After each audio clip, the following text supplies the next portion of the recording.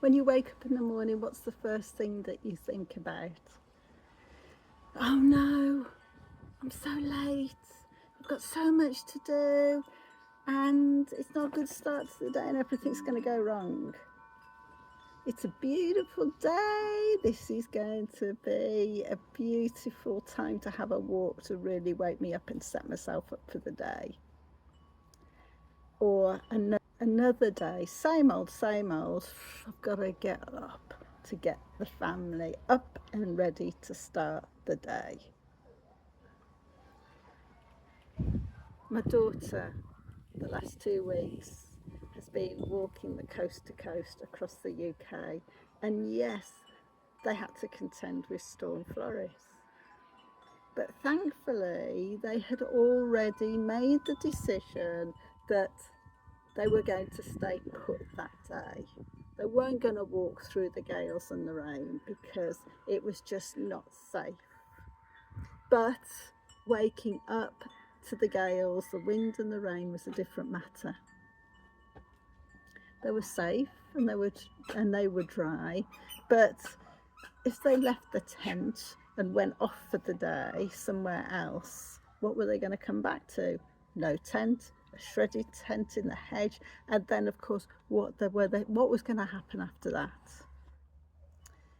Those were the discussions taking place not long after I woke up at 5:30 on the day of Storm Floris.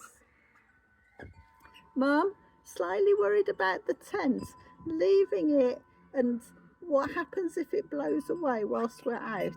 And I could hear a bit of tension in her voice. But as we messaged, my daughter was able to start working through the problem, working through what resources they had got, she had got, to be able to manage the problem a lot more easily. The possibility of more pegs to peg the tent down better, more ropes to make guys, rocks to go inside of the tent to help hold it down. But what happens if the worst comes to the worst? Well, it's about going back to basics. And in my daughter's case, if you're uncertain, then just take the tent down and leave it at the farm whilst you're out. Yes, I know it's a bother, but at least you have a tent to come back to. That was my response. But thankfully, they used the resource of the farmer to have the discussion with. I mean, in the end, he knows better than anybody else because he sees that weather more than the rest of us do because he lives there, he lives with it. So how does this fit in with your life? And it's important to remember that when you're in a tricky or difficult situation that you're unsure about, you will have the skills and the resources to fall back on. The problem is we often get ourselves into such a panic we forget what we know, the common sense behind everything and the support that is around us. But being able to take a step back, get back to basics and start working through the options that are available to you so you can start figuring things out is a great place to start. Going back to my daughter's dilemma, our conversations and that with the farmer allowed her and her friend to make the right decision and ease the anxiety that they were dealing with. And they went off for the day, made friends with the geese, ate cake and came back to a fully intact tent. So that was a result. And because of that, all the stress of that situation melted away and they were able to continue their walk the next day. But what are you anxious about?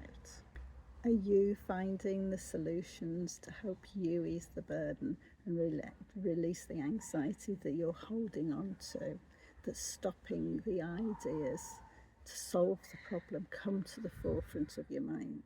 You know, it's easy to go into full panic mode when you are stuck in a brand new situation and you might not have a full set of resources available to you, but you do have past experience, common sense, and ideas about what other people that you trust and respect, and ideas about what they would do in that position. If you're ready to take the challenge of busting those anxious thoughts, start finding solutions, then let's talk. I might be able to help you.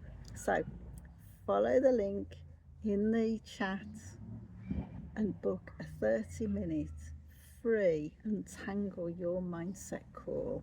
And let's start working out the best way to release your burden and leave the anxiety behind you rather than carrying it with you day after day.